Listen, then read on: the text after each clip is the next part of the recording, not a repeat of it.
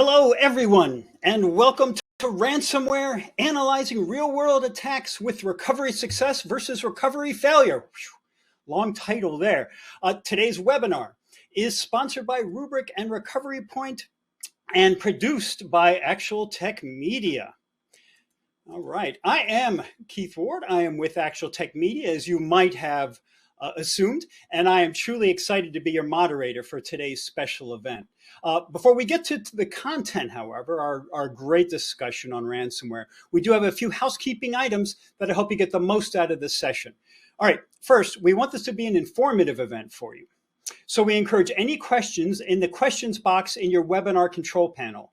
Not only will we have team members responding to questions during this live event, but we'll also have a dedicated Q&A session. Well, actually in this, you will be asking questions throughout, and we will be going through some of the best questions that you ask. That Q&A panel is also the place to let us know if you've got any technical issues. A browser refresh is the first thing you want to do if something isn't working right. Video, audio, slide advance, anything like that. If that doesn't work, though, let us know in the Q&A, and one of our fine, friendly people will help you out. Next up, in the handouts section, which is right next to that questions tab, you will find a number of really important resources. And the first ones I want to point you to are handouts from both of our sponsors today, Rubrik and Recovery Point, that'll give you information about their ransomware solutions. So I would strongly encourage you go to that handout section now and download those PDFs and other information from them. Now, in the handout section, you'll also find a link to the Gorilla Guide Book Club, where you can get access to our vast library, and it is vast, of books on a whole range of technology topics. There you will also find a link to the Actual Tech Media Events Center, which has our calendar of upcoming events, including some that'll probably interest you. Take a look at what we've got coming up and sign up. And finally, at the end of this webinar, we'll be awarding a $250 Amazon gift card to one lucky registrant.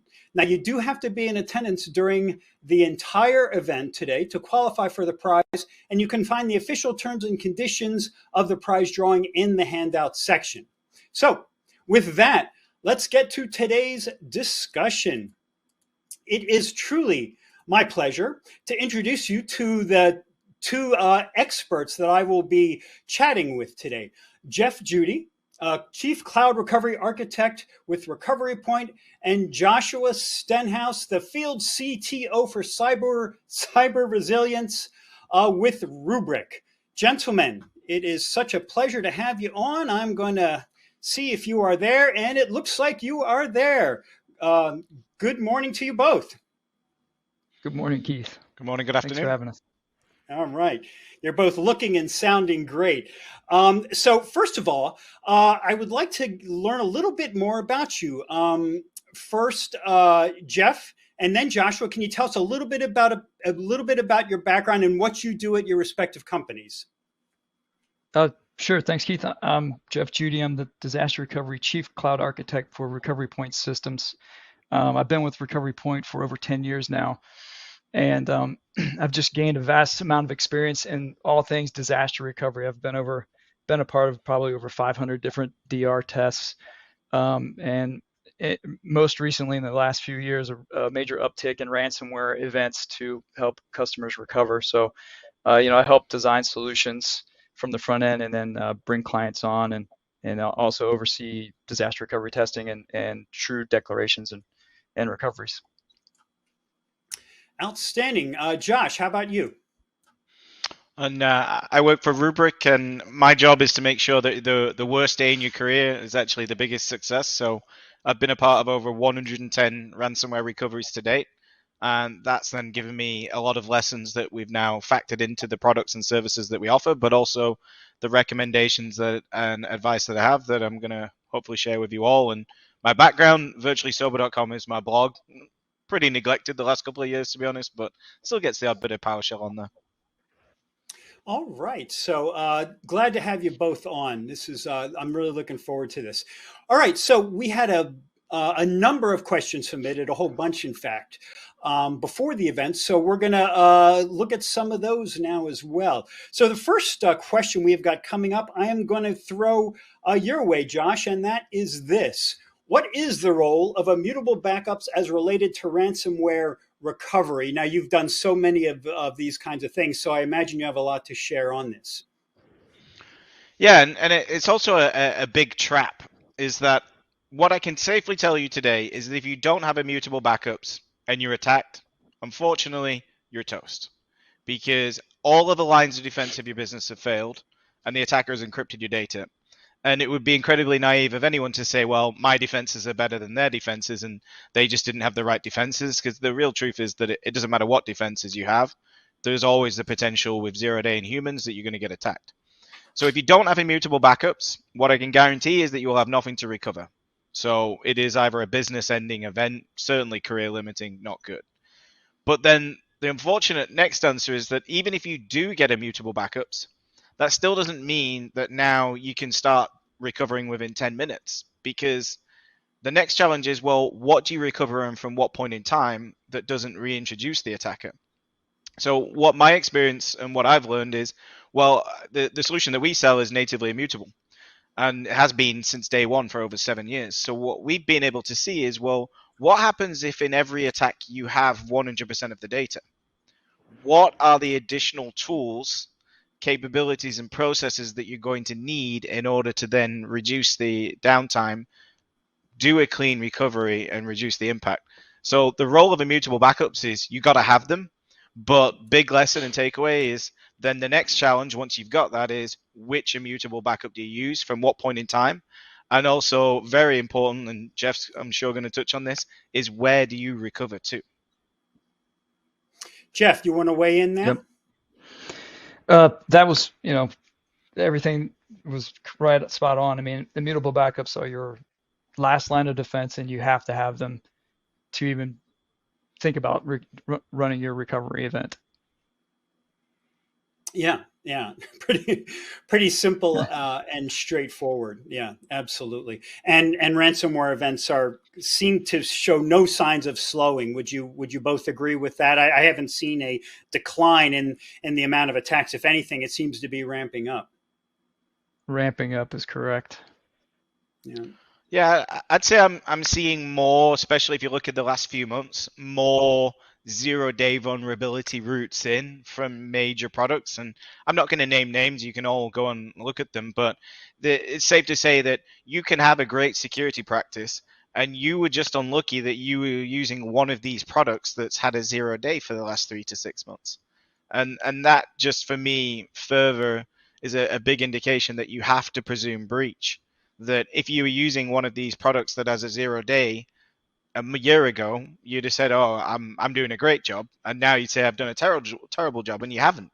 It's just the terrible job is if you don't presume breach and you don't have a recovery plan for your business, and that is all predicated on having immutable backups. Great. Yeah, absolutely.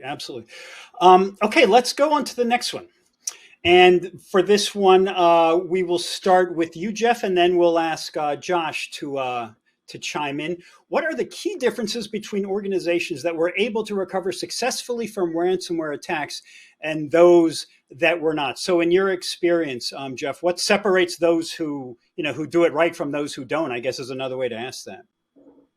It usually starts from the top down. So you really need. I see clients that come in that they're well supported by their leadership team, and that's both in like what actions they need to take, their activities, their scheduling of testing, and as well as budget, having the right budget in place to be able to finance, what you need to do from a technology perspective, from a employee perspective for training, to be able to run your test events, to make sure that these immutable copies that you're storing actually are going to work for you. That's probably the key part to being able to recover, is having the leadership backing and then having a DR team that's well organized.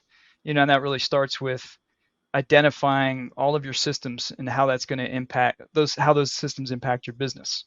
And you put those in 2 buckets or tiers. And then once you have that kind of structure of tiering and and data sets and applications related to business criticality, you can start to assign the technology solution. So you may need those highly critical systems. You may want them in like a rubric or some other technology that can recover rapidly for you. Whereas, you may not, some other systems are not as critical to the business and maybe can afford a day or two before you need to recover. And you can set those into a more affordable approach for technology. And then once you have that laid out, you test as frequently as you can. Yeah. Joshua, following up on that, now you've been in many of these situations. What are the things that stand out in your mind? Those who are doing it right from those who are not. I mean, or can you even divide it into something like that? Are there main things, or is it wildly varied on who's successful and who's not, or are there consistent issues, consistent things you see? Oh, I could spend all day talking on this one, but I'll split it into two quick answers. The first answer is that I'll link it back to the first question. That I see a lot of organizations say, "Hey, we know we need immutable backups, but we're going to wait for our next budget cycle." You do know attackers don't wait for budget cycles. So anyone who's putting off making that decision is going to pay for it way more in the impact of downtime and impact to the business. So there's no excuse. You've got to get the budget. You've got to make it happen because otherwise you're a sitting duck. But then the key difference thereafter is what's going to happen to your budget that you've been saving when you get hit with a ransomware attack? Well, there goes your budget, right? Yeah. Well, actually, usually it opens up, but that's not a yes. viable strategy of acquisition. Right. But the budget that they were going to use all of a sudden may all go to remediation at that point too. Yeah, probably, and it's not going to be a good outcome for anyone involved. Right. But then the other key difference is just practice. That if you're not doing a good simulation of an attack and drilling all of the teams, then you're setting yourself up for failure, because it is going to be one of the most stressful events that could ever happen to anyone working in IT, and the learning curve is off the charts. So the organizations that practice and practice well, and I'll probably scatter multiple tips of practicing well throughout the rest of this, those organizations are always going to stand a better chance. And it's just common sense that if you never even considered a scenario before where everything is down, you have no email, you have limited internet access, and now you've got to try and decipher in the fog of war what has or hasn't been attacked, what is or isn't control of the attacker, and now you recover, that's a good baseline. Because that's also a big mistake that I see, is people think that it's just a traditional DR exercise and bring everything up. Well, it's not as simple as just bringing it all up, because you got to know, well, what point in time am I bringing these systems on from that isn't going to simply reintroduce the attacker and then sit there watching my recovery effort. But basic summary is attackers don't wait for budget cycles, and practice, but practice well. So, Joshua, how many companies in your experience that you have worked with have actually done some tabletop exercises to go through these scenarios? Do you find that companies talk about it but don't really do it? I mean, is that what you see happening? Yeah, there's always a lot of corporate inertia where they just spend so much time talking about doing it when they'd be better served just doing it and then iterating on top. Because it is fair to say that running something is better than nothing, and running it multiple times is certainly better than some organization that spends 12 months just trying to do one tabletop. But it is a big area that we help our customers with, where we can come in and do a tabletop exercise, and we'll show you what happens if all you have is immutable backups. And there's always a lot of takeaways from that of, yeah, we need to significantly up our game and our own subsequent tabletops to then factor in everything that you need thereafter in deciding when to recover to and how and where. Right. Okay, great. Jeff, let's have you tackle this from the specific angle that your company works with. What are the most common mistakes that organizations make when it comes to ransomware preparedness and recovery from the recovery point perspective? Sure. And I think, Josh, you said it well.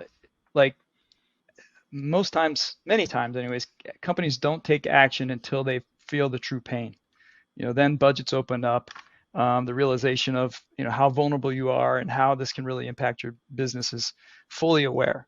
And if there's a way to get out in front of that, to run a tabletop exercise, as we like to say, where you sit down and you say, okay, let's say this is in a ransomware attack. All of these systems are down. My email is down. What is the plan? Who are the contacts that need to be called to, turn the power on, turn the generator on, or bring the systems online in the isolated environment. So those kind of things need to be laid out and thought about and planned for. And so those are kind of common mistakes because those things don't happen. Companies take for granted that they're protected. They have backups. They're in a good spot. They might be able to. They've tested their restoration in the last 12 months, but that's really not enough. I would say at a minimum, you want to test quarterly in a true tabletop ransomware type event scenario, and certainly maybe more frequent micro testing of sorts at home at your production site. Where you can maybe have a more controlled area, more scheduled, controlled environment, but you can still look for gaps in your plan, look for shifts in technology, because those things are happening all the time and they're happening faster and faster. So, as you said, Josh, just more frequent testing will be a common theme here as we discuss. Josh, let me ask this same thing to you with a little bit different angle here. One of the things that companies often are not sure of what to do in the event of an attack is who to even report to. So, local governments, national governments, cyber organizations. Do you find that companies are not even sure who they have to relay and release the information of an attack to? Yeah, that's quite common. So it definitely should be something you're working proactively with your legal teams on and be part of your plan and your process of now that you have to presume there's been a double extortion. So what data do we have on our network and who do we have to notify in terms of customers, employees, and regulatory bodies, governments, you name it. So you should already be working ahead of that with your legal and compliance teams. It's not really something IT themselves can answer, but you are going to work together because they're going to know, well, what data do we even have? But that's definitely a gap in a lot of preparedness plans, is just thinking, oh, I've just got to get the data online. Right. Well, hang on. What happens if they steal the data and they haven't even encrypted anything, which we're just seeing more and more common, especially in O365 environments, where an attacker can come in, exfiltrate everything from everyone's OneDrive, which is going to be a lot of critical data, and without them ever breaching your corporate IT network, that's still a breach. So you got to start thinking about preparedness of exfiltration. But big mistakes that I see, one, presuming that you can just recover to yesterday, and then they say, well, my RTO, my backups is 4 hours, and then don't realize that, well, if I have to recover each backup, scan, rinse, and repeat, then my RTO isn't 4 hours. My RTO is 4 days, because that's how long it's going to take me to figure out which backup to use and from what point in time. So big mistake. Don't ever presume you can just recover to yesterday. Highly unlikely. You look at, for example, Mandiant M-Trends, probably for me the most definitive source on dwell time of attacks. Again, big mistake is people think, oh, the attack is going to be in my environment for 280 days. Not true. Maybe 10 years ago, but now it's 5 days median dwell time if there's an exfiltration, 1 day if there's no exfiltration. So that's also a big mistake that I see people quote, like, oh, they're going to be in my environment for hundreds of days. There's nothing I can do. Not true. You need to be prepared for someone being in and out and attacking within a week. And then the recovery piece. I see loads of tabletop exercises where everybody is logging in and then recovering. Like, hang on, in a real world attack, you do know your directory service has been compromised and probably down. Like, Active Directory is gone. So there's two aspects of that. One, if an attacker gets your domain admin, what can they do? That's what the attacker will then do. And then two, if you can't trust that and can't use it, then what are you going to even log into and with what mechanism to even start your recovery? That should be the first line of the recovery plan. And if it's not, then you're preparing to fail. That's a good point. There's things that people take for granted that aren't going to be there. and you're not just going to restore from your last point in time. That's probably going to be corrupted, or at least infected, and you may need to bring that system up in some type of completely isolated environment, console access only, sanitize the system if you truly needed that data from that point in time, and then confirm it's good before you return it back to production. So it's just, you may think I can bring systems back up in say 4 hours. It might take 4 days. So you have to be prepared for that kind of work and that effort and recovery time. Right. And again, that all comes back to preparedness, doesn't it? Knowing how these things actually happen and sequentially what you need to be doing. So Joshua, you just alluded to this a minute ago, and it's a good segue into this next question. The latest trends in ransomware attacks and how can organizations stay ahead of the curve? You talked about double extortion. We know about triple extortion now. So it seems like one of the new trends is not even so much the concern of encryption. In some ways, encryption seems like you can feel free to disagree. It seems like encryption is becoming less of a focus in terms of what the ransomware actors are going after, and it's more about exfiltration, about the blackmail that comes with releasing this PII and this other data. Are you seeing this happening more and more? Yeah, I'd say it's 50-50. It's also been exacerbated by, I'd say, in the last 6-12 months, there's been a lot of big file transfer, platforms that have been compromised. So that's definitely pushed the exfiltration piece because they weren't able to encrypt it anyway. But there's two big aspects. Number one, when they do encrypt your data, there has been a big change and shift in their behavior there. Is that if you think that your endpoint protection is going to stop the attacker, that's not true. 60% of attacks that we've seen in the last 6 months, they now encrypt from the hypervisor because you have no endpoint protection running there and you can't stop them once they're in it. So if you think that you can stop them from the endpoint, too late. The attacker's already moved past you. But then furthermore, you've got to get a good handle on what sensitive data is on your network because it is likely going to be stolen. And the next question you're going to have to answer is, well, what did they steal? And the unfortunate truth is you have to presume everything that was on that network, definitely everything that was encrypted, because if they could encrypt it, they could access it, is now going to be the minimum that you have to presume is stolen. And I don't care what line of business that you're in, everybody has PII, because if you've got employees, you've got PII. So they're at least going to always steal your employee information. And handily, we put HR in an AD group that tells me exactly where to go and whose drive to look for, and I know I'm always going to get PII. So everybody has sensitive data, and you're going to have to know what it is. And you've also got to make sure that you're not just saying, well, I've got endpoint protection, I'm good, because you're going to be encrypted from the hypervisor. Absolutely. Jeff, what are some of the trends that have really surprised or concerned you in terms of how the attacks are happening, maybe the attack surface or other issues from the attackers? Well, what sort of struck you that's going on, especially this year? Well, so we're disaster recovery service providers. So from our perspective, what we see is we're seeing an uptick in ransomware events and clients having to declare at some level. Maybe it's not a full scale complete outage, but some systems are gone and they need to recover with us. So we're providing what we call clean rooms, where you can bring up the systems, like I was saying, from a point in time that may have been infected but not encrypted at that point. And you have to work your way back to get those systems back into production. So you have to work to sanitize them, use your endpoint protection utilities, things like that.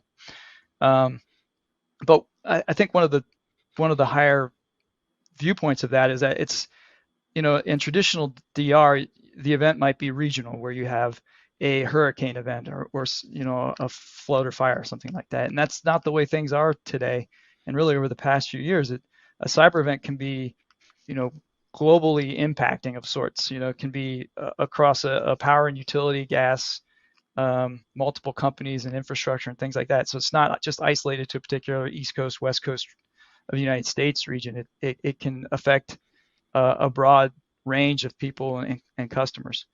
So you have to be prepared for multiple decorations and being able to facilitate multiple recovery approaches for different clients. Yeah, absolutely. So another trend I wanted to ask you about now, Josh, is the idea of paying the ransom. This is controversial, as everyone knows as well. Do Where do you stand on this particular issue? Aren't there situations where some organizations have to pay the ransom, or should it just be outlawed in every situation? If you haven't got immutable backups and you've got nothing to recover, then yeah, you're probably going to have to pay. Or basically lose it all.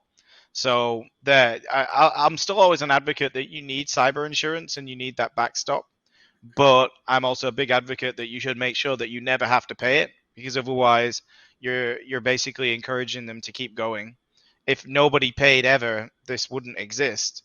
So you're becoming part of the problem, and you're also pretty likely to get hit again yourself because they know that you're going to pay.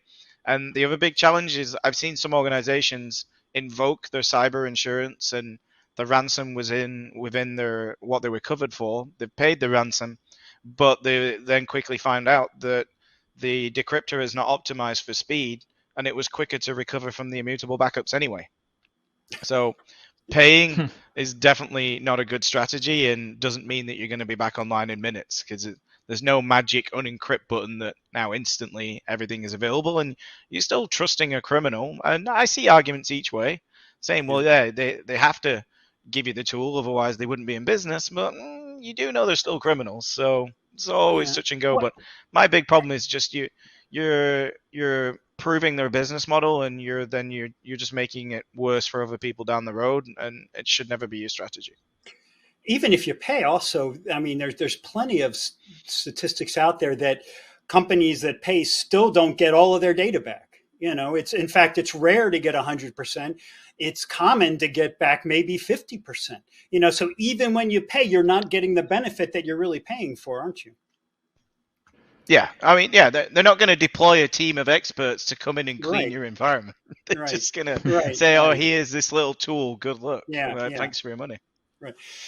Jeff, I don't know if you want to weigh in on this or not. You can weigh in as an employee of Recovery Point, or just kind of your own personal perspective here. What do you think? There are times when you just have to pay, or should it just be something that you just never do because of what Josh was saying, that it's just going to make you a target again? Oh, Josh is right. If at all possible, avoid paying the ransom. That may be your only avenue to bring your business back online, but it only encourages them to come back. In fact, if you were to pay, they'll come back to you again. You will get hit again with another attack because they know you're going to pay. So if you can avoid paying, do that. And so if you go the cyber insurance route, there's regulations in place, and those are constantly, those guidelines for the insurance regulators are changing rapidly, because more and more of these attacks are happening. So they're forcing you to have those immutable backups and to have that validation that those things are available for recovery anyways. So if you go the cyber insurance route, which you should have that anyways, you're going to have backups. They're going to force you to have backups. And what that does is it sort of gives you a bargaining chip. They may have exfiltrated some of your data. They may have encrypted a good bit of your data, but you know that you have a recoverability of that. And so you may only have to pay a portion of the ransom for a portion of the data that you may not be able to recover. Yeah. So we're going to ask now a question about legal and regulatory considerations, because we're touching on it. But Josh, I wanted to follow up on something that Jeff just said, and that you mentioned before about cyber insurance. Is there not an argument to be made that if you fulfill all the requirements that your cyber insurance provider has in place, aren't you pretty much going to be invulnerable, to losing that data? Aren't you going to be pretty much able to withstand any ransomware attack? In which case, you're paying for insurance that you don't need at that point. Is that something that is a real thing? I'd say no, because that's the equivalent to me of saying, "Hey, I'm a really good driver. I don't need car insurance." You can never know, so you've always got to have it. But there's also still the scenario, don't forget, that, and it relates to the question on screen, is that you might have immutable backups. You might be able to quickly recover and remove the attacker from the environment, but you still might consider paying the ransom if they're threatening to release any double exfiltrated data. And that, still I'd recommend not. But if you have a good handle on what they do or don't have, then you have a route of, okay, do we just inform all parties concerned that your data has been leaked? Or is this so critical to our business in terms of IP that it is actually cost beneficial to pay the ransom? And that's usually the only route that I see it eventually still paid. And I've seen some organizations do that. And some do it just because they don't have any clue what's on their network and they don't want to find out. So they just hopefully try and pay it and make it go away. But everyone should already have a good handle on all the sensitive data on the network, because that is then going to give you the ability to handle all the legal and regulatory considerations thereafter of who you even need to notify. And of course, this is very vertical specific. If you're in if you're in healthcare, then it's all going to be HIPAA related. It's actually a lot of healthcare information is out there in the wild these days. But yeah, the big consideration legal for me is all on the exfiltration. I've seen a couple of examples where a business has been down for a prolonged period and shareholders have taken a hit and then taken action against the organization not having a sufficient ability to respond. But the majority of all your legal and regulatory considerations should all be around sensitive data. What do we have on that network, and what is the consequence if that's exfiltrated? Yeah. Jeff, do you have anything you want to add on this particular topic? Maybe just that, it is vertical specific and the regulations that have to be considered. And whatever those may be should be tightly integrated into your incident and response plan so that personally identifiable information has been breached and I need to reach out to XYZ legal and inform those people that the PI information has been taken. Right. Okay. Let's kind of stay in the same related area here. And I'll ask you first, Josh. What are best practices for securing EMR, electronic medical records, from outside bad actors? Now, you just mentioned the PII. What do you recommend to companies that they do to keep these safe? So EMR is a good one. My brother works in handling EMR. And if I was the CISO, the staff would probably hate me, because my best practice for securing EMR is that if you want to touch that EMR, you have to be in the building. There is no route in or out. Anything out is via proxy, limited, and absolutely no route in. Because even if you have VPNs with MFA, everyone thinks, oh, it's just insecure VPNs that are compromised. No, there are 0 days on a lot of VPN products out there. And even if you have MFA, if I compromise your home machine and you VPN in and then let me on that network, then you're going to have a bad day. Also, VDI, you could say, well, I'm not using VPN, I've got VDI. VDI, very easy route in. They're actually the two most common routes that we see in VPN and VDI. So if you want to secure your EMR, get rid of all VPNs, all VDI. I know it sounds extreme, but that's going to be a surefire way of guaranteeing that if you have to be physically in that building to access that record, then guess what? The attacker's not in that building. They're not going to be able to get it. It's as simple as that. Exactly. So, Jeff, here's a question that just came in from the attendees, and I wanted to get your take on this. Mike asks, what is the best way to handle multiple sites in DRaaS, so disaster recovery as a service, in regard to the connectivity? Okay, so best multi-site DRaaS. So Yeah. I mean, we see that now, Yeah. in the sense that some people have on-prem legacy systems and then they're running some semblance of cloud infrastructure and then using some SaaS providers as well. So how do you handle a disaster recovery approach? I think would be what he's asking. And Yeah. so so everything's getting more complex, as cloud services advance and people move infrastructure out there. So a, that's definitely a focus that you have to take when you're creating your disaster recovery plan. But there's vendors out there that allow for good data center interconnectivity between sites. If you're running out in AWS, you can set up your direct connects out to your um, disaster recovery provider, have those circuits in place, and then just run these test plans to make sure that if I'm failing over US East over to in Virginia out to Ohio, or out to the west, that my routes are able to reroute from that one region out to the west region. And really you have to design for the scenarios that you're anticipating for DR. So network can be a little tricky, but those are the kind of things you got to think about. Yeah, absolutely. Absolutely. Thanks. Josh, question about data validation. How do you know which copy is valid? And do you do a scan prior to recovering it?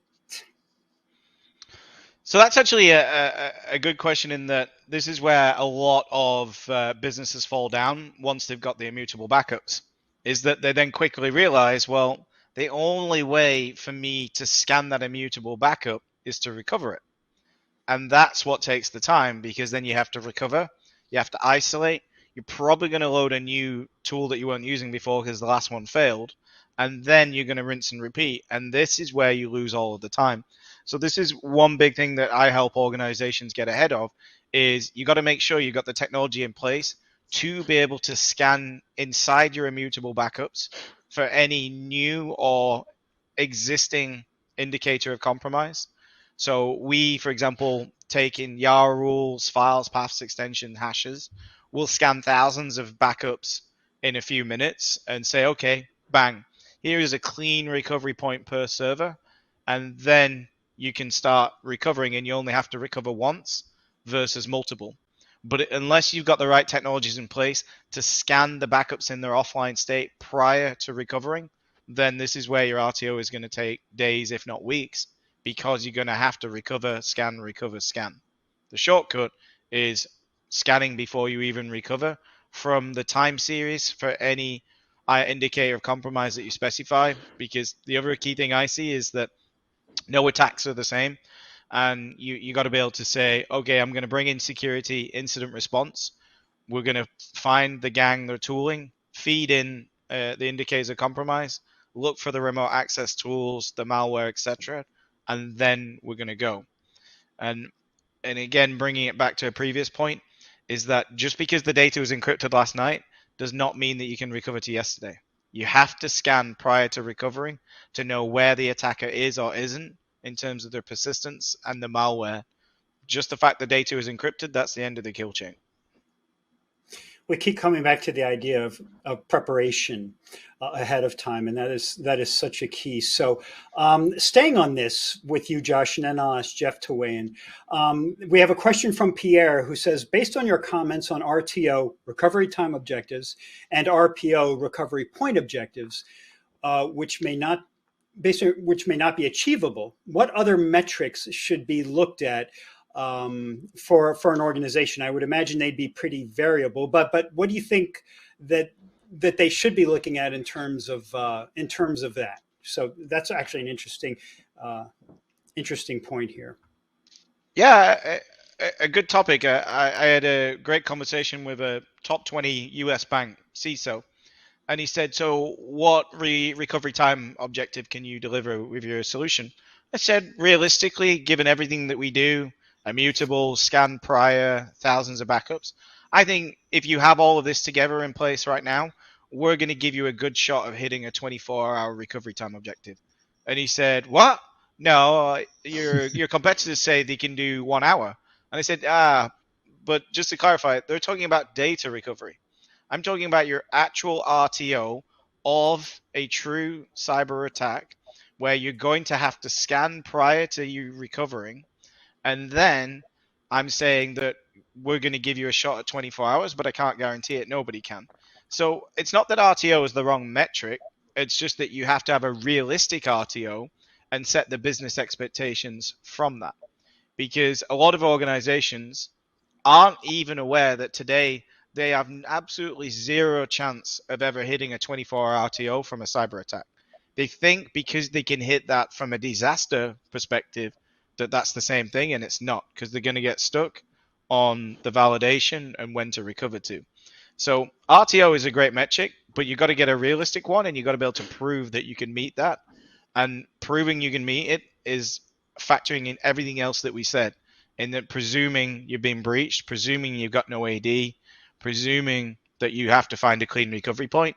That's your true RTO, not just point, click, go. Oh, look, I recovered this backup from yesterday. So, Jeff, you were chuckling there when Joshua was talking about kind of the promises that companies make. Are you in agreement that a lot of these are kind of pie in the sky sorts of things that are used mainly as sales tools and don't really happen that way in the real world in terms of RTO and RPO? Yeah, and it goes to the business expectations and setting that expectation to actually meet reality. Be real about your conversation, which sounds like what Josh is really talking about here is, right. A lot of these technologies can remount in minutes and seconds, and they're like, and the vendors will say, sure, I can recover you in 5 minutes, and you'll be back online, no problem. But then you have to step back and take a look at everything else that you have to do outside of recovering the data, and that's really where you need to have an honest conversation with your leadership team and be like, truly, all of these steps have to take place. It's not just the technology before we can think about what the true RTO is going to be. Right. Okay. Got time for I think maybe a couple of more questions here. And I want to go back because this is something that people seem to be interested in. Are some states saying that it is now, and I think they are, some states are in the United States are creating laws that says it's actually illegal to pay the ransom. I've seen this and it's been covered on our site, ransomware.org, before. So Josh, are you seeing this happening, and is this a good thing or a bad thing that certain states are starting to outlaw the ability to even pay the ransom?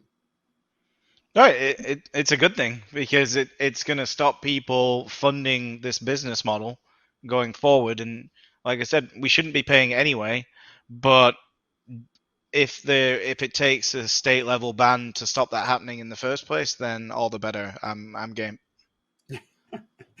Right. Okay. Let's see. I've got one here specifically for Jeff to take on. And this has to do with mainframes, which isn't a typical topic for ransomware, but it's kind of worth examining here. So what protection, this attendee wants to know, should we be offering our IBM systems? And when they say IBM, they are certainly talking about mainframes. So mainframes and ransomware, Jeff, what's your take on that? So Recovery Point we're unique in the industry because we do support a heterogeneous environment. So it's not just your Windows, Linux, and virtual machines. We can recover your mainframes, your power systems, your iSeries systems as well. And yeah, it's true. You do not see ransomware events and attacks on a mainframe. But what can happen is a malicious event, can wipe you out, even if it's not encrypted. So you could have a breach on your Windows and Linux systems, and it's going to affect your mainframe systems because those are the supporting tier of applications that might be dependent on the mainframe. So, when you're looking at a recovery event and you need an isolated environment, you may need to fail over the mainframe as well. And that's really where we kind of can step up and deliver a complete suite of recovery services. And along with that, we didn't talk about this today, but the layers of protection that you can set up for yourself can involve keeping snapshot copies of your data sets. So, along with doing replication between target and DR sites, you can keep multiple point in time snapshots of your storage as well, like your volumes and your systems, set in an immutable copy so that it can't be deleted. Great. Okay. that is all the time we have for our questions today. I want to thank the attendees for coming up with so many great ones. What I want to do here, final question for both of you, and I'll give you a chance here to talk just real briefly about your company and why they should be considering you and what they should do next. So let's start with you, Joshua. Talk a little bit about Rubrik and what you think they're going to want to know and what they should do next. Okay, so if you want to learn more, there's the handout, rubrik.com. But where we come in is we take over your existing day-to-day backups with a modern SaaS-based solution that gives you the data locality. So we'll still put in servers and compute in a data center, for example, so you still have local immutable backups. But the first thing we do for all of our customers is just consolidate the multiple silos and tools that everyone has so that you're not using 5 different point products. You've got a single control plane. But then the biggest value thereafter is once we've standardized on Rubrik and made all the backups immutable, then we layer in all of our capabilities that allow you to understand what data was encrypted, VM or file level, what sensitive data was on the network if you've had a double extortion, scan for indicators of compromise, find a clean recovery point, and then drive the recovery. So our biggest differentiator is not just backup and recovery. That's table stakes in this day and age. Our biggest differentiator is that we're going to take that downtime and impact from weeks and millions to be hours and thousands. And that is a core reason why we're seeing more and more customers switch their backup to Rubrik, not for backup, because that's just checking a box, but for reducing downtime and business impact from an actual ransomware attack. Great. Okay, thanks so much for that. Jeff, your turn. Give us the elevator pitch, if you will, for Recovery Point. Thanks. Why they should consider that, and then what they should do for those who do want to find out more. Thanks, Keith. So, I mean, we're a pure disaster recovery service provider, and we're agnostic to the vendor, but we work with Rubrik, Veeam, Commvault, and all the really good technologies out there. We provide clean room technology. So when you want to fail over or you need to fail over, we can provide the isolated environment to begin your recoveries and your sanitizations. On top of that, we can provide fully managed recovery services, and we offer a systems impact analysis, or even if you wanted to go to the next level of business impact analysis. But something like a systems impact analysis would be where you can deep dive into analyzing your systems and how they're related to the business criticalness to your business, and then start to design your recovery plan and approach. So, we're a pure disaster recovery service provider. And if you need to reach out to us, reach out, call us on our website. We'd be happy to give you a consultation and a review of your system and help you design a disaster recovery solution. Fantastic. And another reminder that both Rubrik and Recovery Point have handouts that you got another minute to look at and download. I really encourage you to do that. Well, Jeff Judy and Joshua Stenhouse, I've enjoyed this so much. I always like talking ransomware, and your expertise has been invaluable. And just thanks for what you contributed to this. It was a pleasure to talk with you today. Thanks, Keith. Thank you. You bet. And that pretty much wraps up our discussion. This was so much fun for me. I hope it was for you too. Now, before we leave officially, though, let me get the right thing up here. We need to give away a prize to one of you, and that's what we're going to do right now. So, time to give away the $250 Amazon gift card for this particular event. As I mentioned at the beginning, you do have to be here for the entire event, for the entire live event, to be eligible to win the prize. And we do have a winner. The winner for today's $250 Amazon gift card is Stephanie Sakuri, I hope I said that right, from Hawaii. Stephanie Sakuri from Hawaii. So congratulations to you, Stephanie. We'll be in touch really soon to get you your card. And with that, folks, we're wrapped. We are out of here.